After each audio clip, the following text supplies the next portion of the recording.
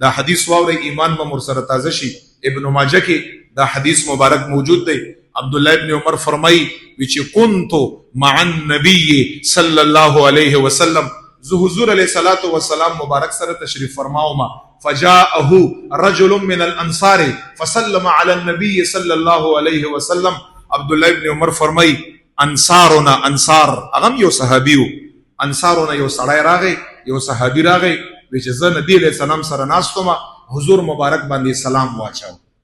چې کله حضور علیہ السلام ول سلام جواب ورک، عبد الله ابن عمر فرمایي دغه انصاری صحابي حضور مبارک نه سوال وکړ، پوښتنه چې پوی سړی هغه پوښتنه هم ډیره خیستې، پوښتنه تر څو کړه یا رسول الله صلی الله علیه وسلم ای المؤمنین افضل، یا رسول الله مبارکه ستا په امت کې او په مؤمنانو کې د ټولو نه افضل ترین انسان څوک دی؟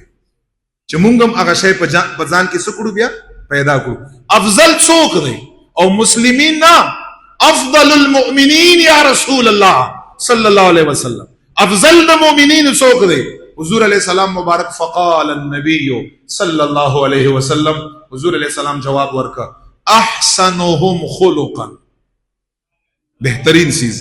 نبی علیہ السلام ورته فرمایي زما په امت کې په مؤمنانو کې افضل ترین انسان هغه دی چې اخلاق یې ښه، یعنی با اخلاق انسان، ترش تندی والا، غصناک په هر ځای کې بد رد ګالم گلوچ کنزلې وغیرہ، داسې نه، اخلاق یې ښایسته، ان ټایم خندا پیشانه سره انسان ته ملاوي کی او انسان برداشت کوي او بس الله ته سپاری ارزي، خ اخلاق والا بس دته پته ولګي. بیا دویم سوال کا عبد الله ابن عمر فرمای اور ته فرمای صحیح شو یا رسول الله. دویم سوال کړم یا رسول الله مبارکه ای المؤمنین اکیس، اکیس یا رسول الله، په مؤمنانو کې بهتر خو اخلاق والا دی، په مؤمنانو کې عقل مند څوک دی؟ او خيار، لکه مونږ او خيار سړی چاته یو چې داسې غټه غټه غوندې خبرې کا او زما استاد جرګې کا او زما استاد فلان کوي، دا ډیر زیات او خيار او پوي سړی دی. رسول الله مبارک په نيز باندې څوک دی؟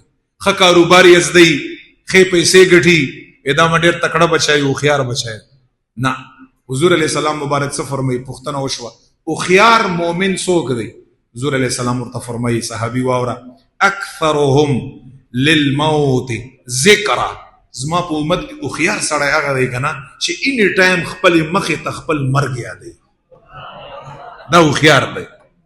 بس ان ټایم یې چې کار کا وایي چې په ما باندې مرګ راځي، دا کوم کار چې زه کوم دا زه صحیح کوم، موافق دی د دین که مخالف دی د دین، دا کار چې زه کوم دا کار زه څنګه کوم؟